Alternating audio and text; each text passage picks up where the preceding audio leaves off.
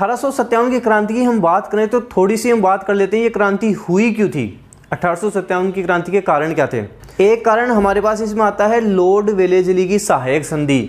जो Lord Wellesley था जो सहायक संधि लेकर आया था, इसमें क्या था, जो भी राज्य थे उनकी जो आंतरिक सुरक्षा है और जो विदेश नीति है, अंग्रेज उसका सब कुछ ध्यान रखेंगे।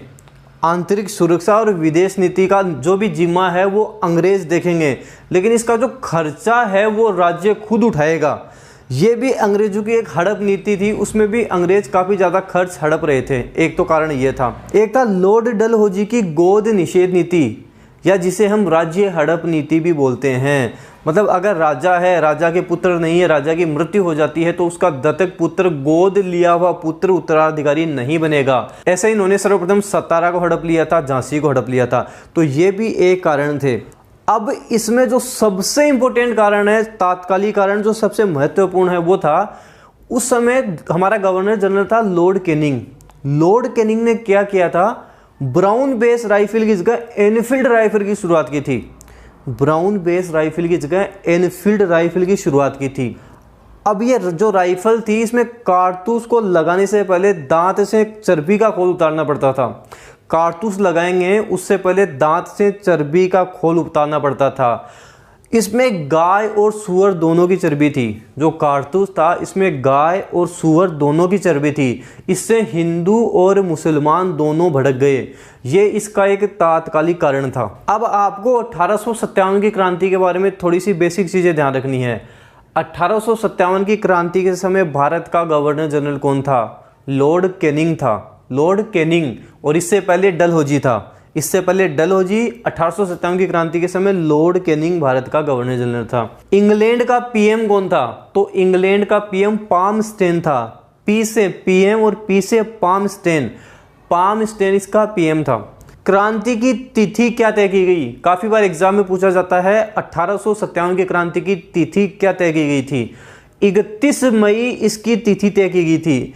31 मई तिथि तय की गई थी, लेकिन ये इस डेट से पहले ही शुरू हो गया था। तो ये भी एक 1857 की क्रांति के सफल नहीं होने का कारण था।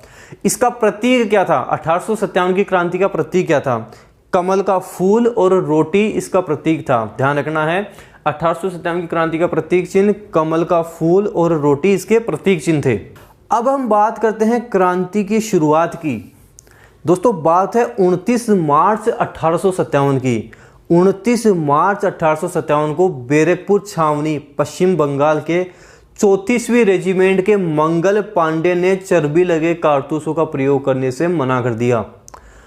29 मार्च 1857 को बैरकपुर छावनी पश्चिम बंगाल के 34वीं रेजिमेंट के सिपाही मंगल पांडे ने चर्बी लगे कारतूसों का प्रयोग करने से मना कर दिया और अपने अधिकारी लेफ्टिनेंट बाग और हुसैन की हत्या कर दी।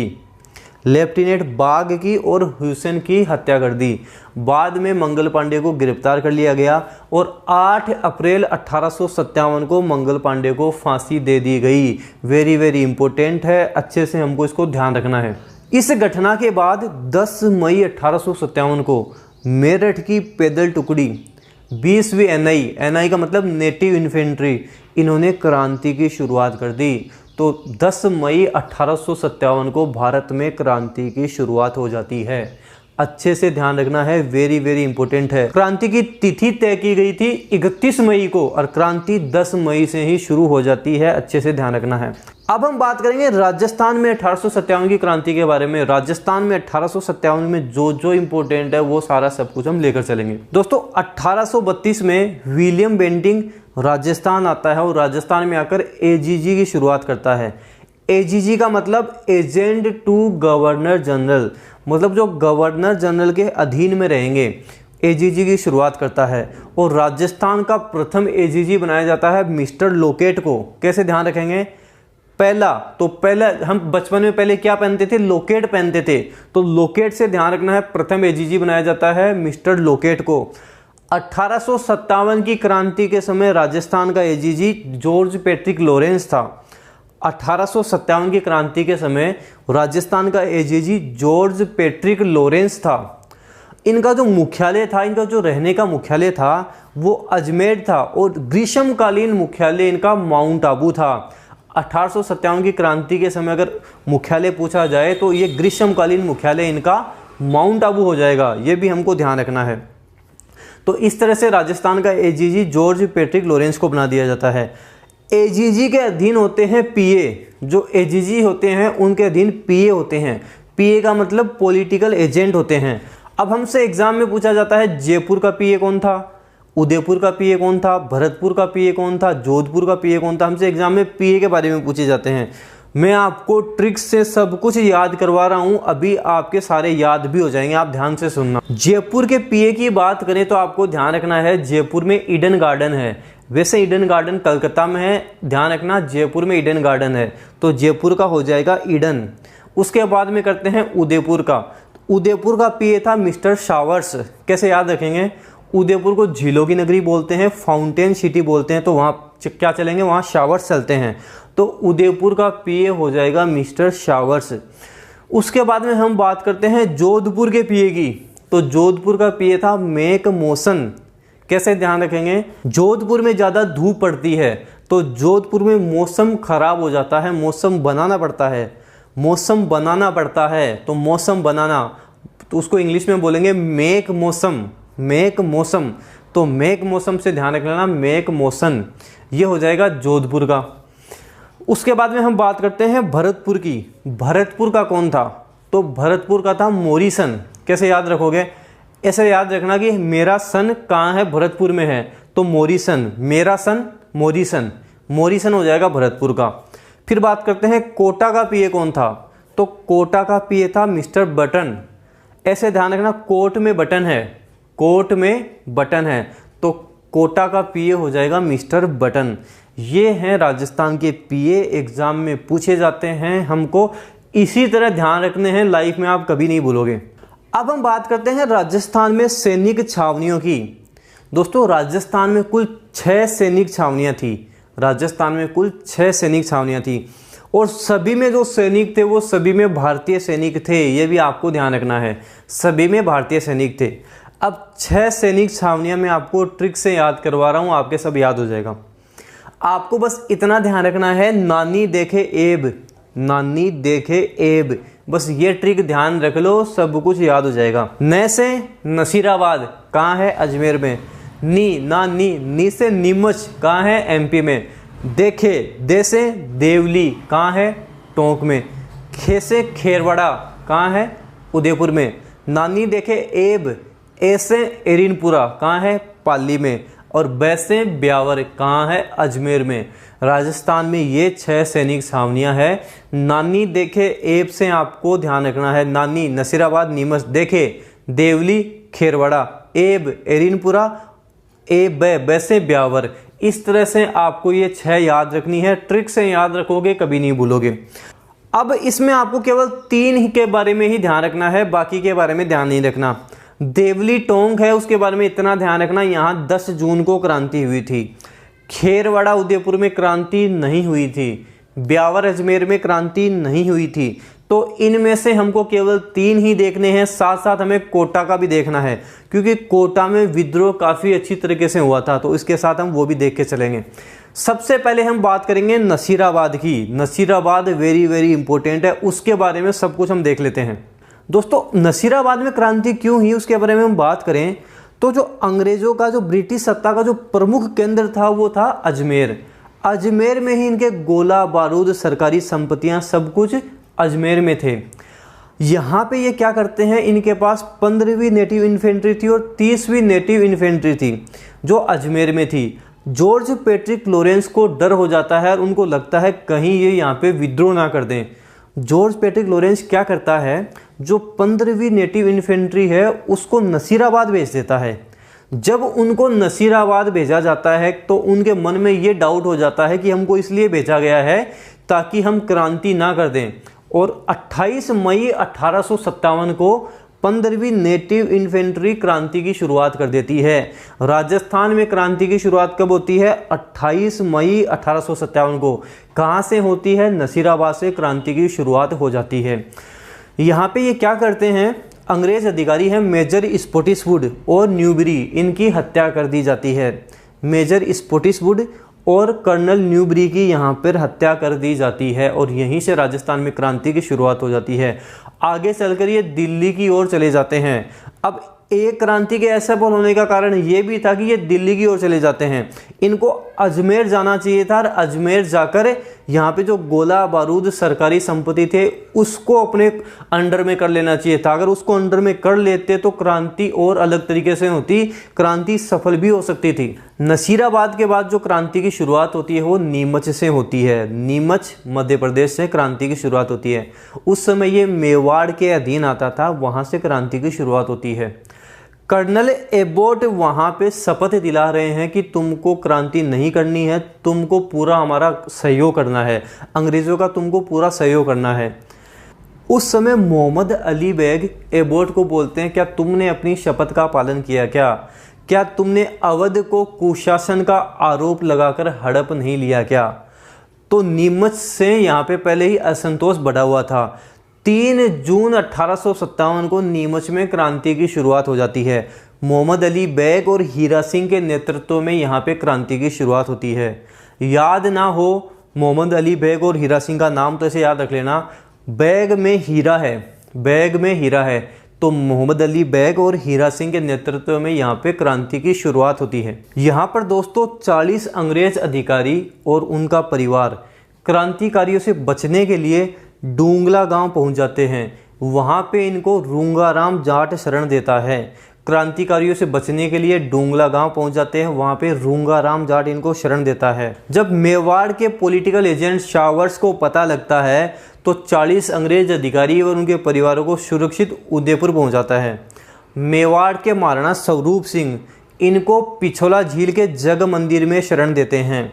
मेवाड़ के महाराणा स्वरूप सिंह इनको पिछोला झील के जग मंदिर में शरण देते हैं। वेरी वेरी इंपॉर्टेंट है। राजस्थान का प्रथम शासक जिसने 1857 की क्रांति में अंग्रेजों का सहयोग किया, मेवाड़ के महाराणा स्वरूप सिंह। अच्छे से हमको ध्यान रखना है। उसके बाद दोस्तों हम बात करते हैं एरीनपुरा के विद्रोह की, जिसे औवा के विद्रोह के नाम से भी जाना जाता है। मारवाड़ में 1857 की क्रांति का प्रमुख केंद्र यही था। यहाँ पे क्रांति की शुरुआत कैसे होती है? जोधपुर लीजियन के 90 सैनिक होते हैं जिनको अभ्यास के लिए आबू भेजा जाता है।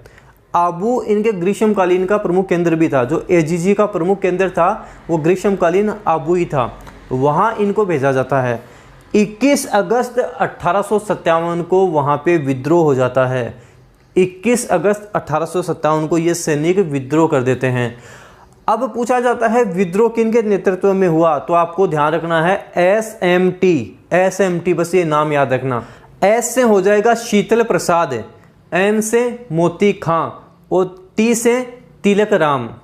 एस से शीतल प्रसाद, एम से मोती खां और टी से तिलक राम, इनके नेतृत्व में यहाँ पे विद्रोह होता है। चलो दिल्ली मारो फिरंगी को, इस नारे के साथ ये दिल्ली की ओर प्रस्थान करते हैं। रास्ते में औवा पाली के ठाकुर कुशाल सिंह चंपावत इनका नेतृत्व करते हैं। Very very important, Kushal Singh Champawat इनका नेतृत्व करते हैं। जब एजीजी को इस घटना के बारे में पता लगा तो वो मारवाड़ के महाराणा तख्त सिंह को इसके बारे में बताता है। मारवाड़ का महाराणा कौन? तख्त सिंह को इसके बारे में बताया जाता है। तख्त सिंह अपने किलेदार ओनाड सिंह को भेजते हैं और ओनाड सिंह के साथ लेफ्टिनेंट हितकोट भी जाता है, ध्यान रखना है। तख्त सिंह ओनाड सिंह को भेजता है और ओनाड सिंह के साथ हितकोट भी जाता है, ये आपको ध्यान रखना है। और उसके बाद दोस्तों होता है बिथोड़ा का युद्ध। वेरी वेरी इंपॉर्टेंट, बिथोड़ा का युद्ध जो 8 सितंबर 1857 को होता है। एक तरफ है कुशाल सिंह चंपावत, दूसरी तरफ है ओनाड सिंह और हितकोट, इनके मध्य युद्ध होता है जिसमें कुशाल सिंह चंपावत विजयी हो जाता है। ओनाड सिंह मारा जाता है, ऐसे ध्यान रखना, ओनाड सिंह की नाड़ कट जाती है, ओनाड सिंह की नाड़ कट जाती है, ओनाड सिंह मारा जाता है। बिथोड़ा का युद्ध होता है 8 सितंबर 1857 को। उसके बाद में दोस्तों इनके मध्य अगला युद्ध होता है जो 18 सितंबर 1857 को होता है। इसके 10 दिन बाद ही 18 सितंबर 1857 को चेलावास का युद्ध होता है, जिसे गोरों व कालों का युद्ध भी कहा जाता है। काफ़ी बार एग्जाम में पूछा जाता है गोरों व कालों का युद्ध कब हुआ, अर्थात चेलावास का युद्ध कब हुआ। तो 18 सितंबर 1857 को। एक तरफ क्रांतिकारी हैं, दूसरी तरफ मारवाड़ का पीए मेक मोशन है और एजीजी हैं, ये हैं, इनके मध्य युद्ध होता है। इसमें मेक मौसम मारा जाता है। ऐसे ध्यान रखना, मेक मौसम का मौसम बना दिया जाता है, मेक मौसम मारा जाता है। और एजीजी अजमेर भाग जाता है, इसमें भी क्रांतिकारी विजयी हो जाते हैं। इस घटना का पता जब गवर्नर जनरल कैनिंग को लगा तो कैनिंग होम्स के नेतृत्व में सेना भेजता है। कुशाल सिंह चंपावत को लगता है कि इस सेना से हम विजय प्राप्त नहीं कर सकते, तो कुशाल सिंह चंपावत सलूम्बर चला जाता है। वेरी वेरी इंपॉर्टेंट, ध्यान रखना है। कर्नल होम्स क्या करता है, सुगाली माता की मूर्ति वहाँ से अजमेर ले जाता है। सुगाली माता की मूर्ति अजमेर ले जाता है। सुगाली माता जिसे 1857 की क्रांति की देवी कहते हैं, सुगाली माता जिसके 10 सिर और 54 हाथ हैं, तो उसकी मूर्ति को अजमेर ले जाता है। एग्जाम में पूछा गया था वर्तमान में सुगाली माता की मूर्ति कहाँ है, तो ये आपको ध्यान रखना है। वर्तमान में सुगाली माता की मूर्ति वागड़ संग्रहालय पाली में है। वागड़ संग्रहालय पाली में वर्तमान में सुगाली माता की मूर्ति है। कुशाल सिंह चंपावत को दोस्तों कोठारिया भीलवाड़ा के रावत जोध सिंह ने शरण दी थी। तात्या टोपे को भी इन्होंने शरण दी थी, ये भी आपको ध्यान रखना है। आगे चलकर कुशाल सिंह चंपावत समर्पण कर देते हैं अंग्रेजों के सामने। मेजर टेलर की अध्यक्षता में इनके खिलाफ जांच आयोग बैठता है और इनको बरी कर दिया जाता है, रिहा कर दिया जाता है। ये सब आपको ध्यान रखना है। उसके बाद दोस्तों बात करते हैं कोटा के विद्रोह की। कोटा का विद्रोह वेरी वेरी इंपॉर्टेंट है। राजस्थान में जो सुनियोजित और सुनियंत्रित तरीके से जो विद्रोह हुआ था वो कोटा में ही हुआ था। 15 अक्टूबर 1857 को यहाँ पे विद्रोह हुआ था। ये विद्रोह राजकीय सेना और आम जनता ने किया था। यहाँ पे कोई सैनिक छावनी नहीं थी, राजकीय सेना और आम जनता ने ही यहाँ पे विद्रोह किया था। यहाँ जो विद्रोह हुआ था वो जयदयाल और मेहराब खां के नेतृत्व में हुआ था। यहाँ जो विद्रोह हुआ था वो जयदयाल जो कामा भरतपुर का वकील था और मेहराब खां के नेतृत्व में यहाँ पर विद्रोह हुआ था। यहाँ पे क्या होता है, कोटा का पीए है बटन, बटन का सर काट के पूरे कोटा शहर में घुमाया जाता है। बटन का सर काटकर पूरे कोटा शहर में घुमाया जाता है। वेरी वेरी इंपॉर्टेंट है। कोटा के महाराव राम सिंह को बंदी बना लिया जाता है। कोटा के महाराव राम सिंह को ये बंदी बना लेते हैं। उसके बाद में करौली के महारावल मदन सिंह अंग्रेजों की सहायता करते हैं। कोटा के महाराव राम सिंह को भी छुड़वाते हैं।